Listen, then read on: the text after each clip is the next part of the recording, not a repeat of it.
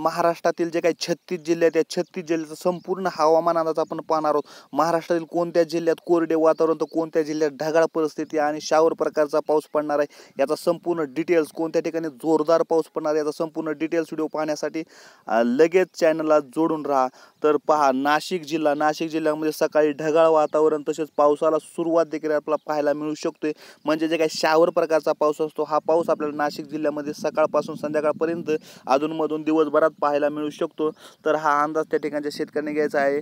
तर नंतर धुळे जिल्ह्यामध्ये दुपारी ढगाळ वातावरण तसेच वाऱ्यांची सुद्धा शक्यता आपल्याला पाहायला मिळणार आहे। नंतर आपण पुढचा जो काही जिल्हा आहे नंदुरबार, या ठिकाणी दुपारी ढगाळ ते हलका पाऊस या ठिकाणी अशी परिस्थिती आहे आणि संध्याकाळी मात्र या ठिकाणी वादळ आपल्याला वाहताना दिसणार आहेत।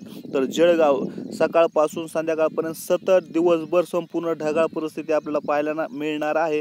तर ढगाळ परिस्थिती असल्यानंतर जो काही हवामानामध्ये जे काही आर्द्रता, जे काही अधूनमधून जे काही रिमझिम प्रकारचा पाऊस पडू शकतो असा अंदाज त्या ठिकाणच्या शेतकरी आणि नागरिकांनी घ्यायचा आहे। नंतर अहिल्यानगर सकाळपासून थोडा उजेड, थोडं ढगाळ, म्हणजे काही उघडीप वातावरण असते, ऊन पडणार, कधी ढगाळ वातावरण, अशी परिस्थिती आपल्याला पाहायला मिळणार आहे।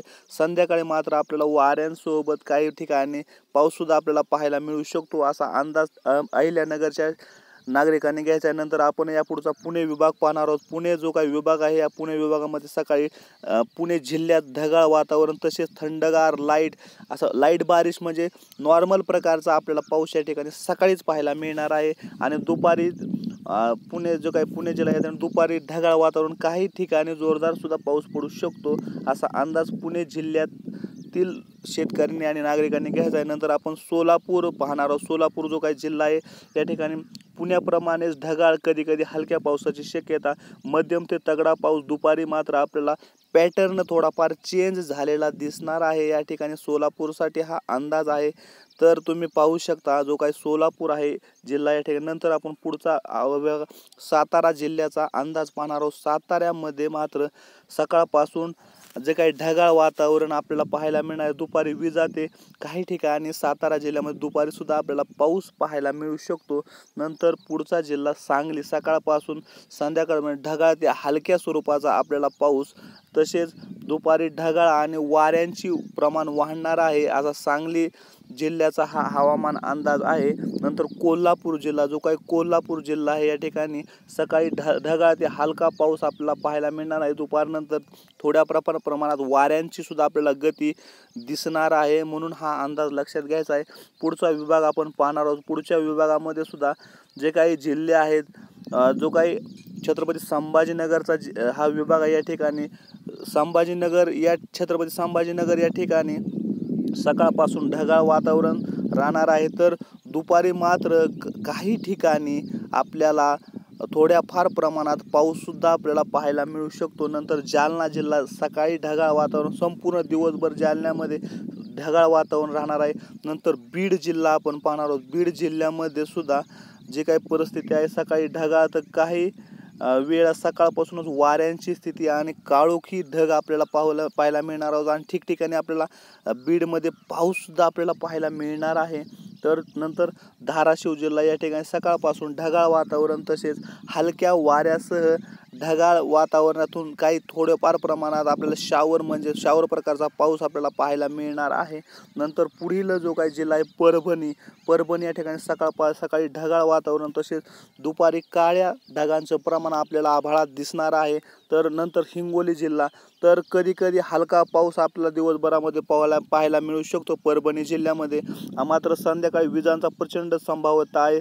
संध्याकाळी वाऱ्यांची सुद्धा आपल्याला गती पाहायला मिळणार आहे, परंतु पाऊस काही टिकणार नाही, अशा न टिकणाऱ्या स्वरूपाचा आहे, अशा स्वरूपाचा हा अंदाज त्या ठिकाणच्या शेतकऱ्यांनी घ्यायचा आहे। पुढे आपण पुणे विभागातील संपूर्ण जिल्हे आपण पाहणार आहोत।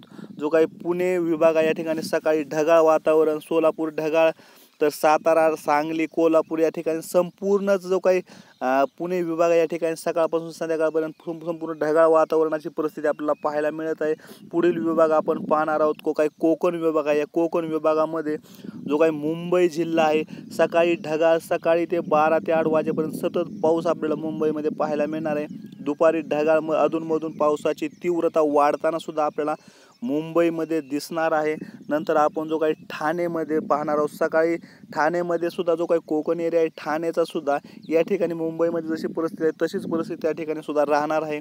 नंतर रायगड, रत्नागिरी, सिंधुदुर्ग, रायगड या ठिकाणी पाहणार आहोत, सकाळी ढगाळ सलग काही वेळा पाऊस आपल्याला पाहायला मिळणार आहे. संध्याकाळी सतत पावसा जो काही कोकण विभाग आहे, कोकण विभागाचा हवामान अंदाज लक्षात आहे. कोकण विभागामध्ये सतत आपल्याला अधूनमधून आपल्याला पाऊस 100% पाहायला मिळणार आहे. दिवसभर पाऊस या ठिकाणी पडत असतो.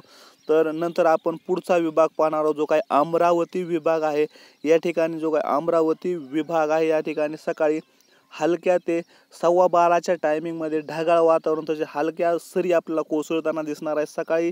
त्यानंतर ढगाळ, काही वेळा ढगाळ वातावरण संपूर्ण दिवसभर राहण्याची शक्यता आहे. अकोला या जिल्ह्यामध्ये सकाळी काही थेंब पडणार आहेत. उदासिक, नंतर ढगाळ वातावरण राहणार आहे. सकाळी शावर, दुपारी पुन्हा हलक्या पावसाची शक्यता आपल्याला त्या ठिकाणी पाहायला मिळणार आहे. असा अंदाज हा अकोला जिल्ह्यातील शेतकरी आणि नागरिकांनी घ्यायचा आहे. नंतर बुलढाणा जिल्हा, संध्याकाळी संपूर्ण ढगाळ वातावरण, हलक्या शावरचं सुद्धा प्रमाण आपल्याला दिसणार आहे. या दिवशी सुद्धा संपूर्ण ढगाळ वातावरण आणि अधूनमधून क्वचित ठिकाणी पाऊस पडू शकतो. नंतर वाशिम जिल्हा, या ठिकाणी सकाळी ढगाळ वातावरण, ओलसर वातावरण राहणार आहे आणि दुपारी ढगाळ शावरचं सुद्धा आपल्याला प्रमाण आपल्याला पाहायला मिळणार आहे.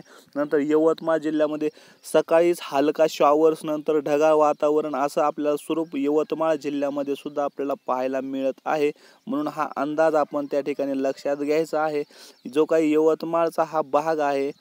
नंतर आपण पुढील विभाग पाहणार आहोत. पुढील विभागामध्ये जो काही नागपूर विभाग आहे, या ठिकाणी नागपूर जो काही जिल्हा आहे या ठिकाणी सकाळी ढगाळ वातावरण, तसेच थंडरस्टॉर्म म्हणजे सकाळपासूनच जो काही वारे सुटण्याचा आपला काही परिस्थिती दिसणार आहे. नंतर भंडारा या ठिकाणी सुद्धा सकाळी ढगाळ, तसे शॉवर प्रकारचा पाऊस आणि काही ठिकाणी हलक्या स्वरूपाचा पाऊस. तर नंतर दुपारी मात्र मध्यम ते जोरदार पाऊस सुद्धा आपल्याला पाहायला मिळू शकतो. हा जो काही भंडारा जिल्हा आहे या ठिकाणी अशी परिस्थिती होत आहे. नंतर आपल्याला विजांचा सुद्धा समावेश आपल्याला या ठिकाणी दिसणार आहे. वारे, विजा, ढगाळ वातावरण आणि जोरदार पाऊस या ठिकाणी भंडारा जिल्ह्यात पाहायला मिळू शकतो.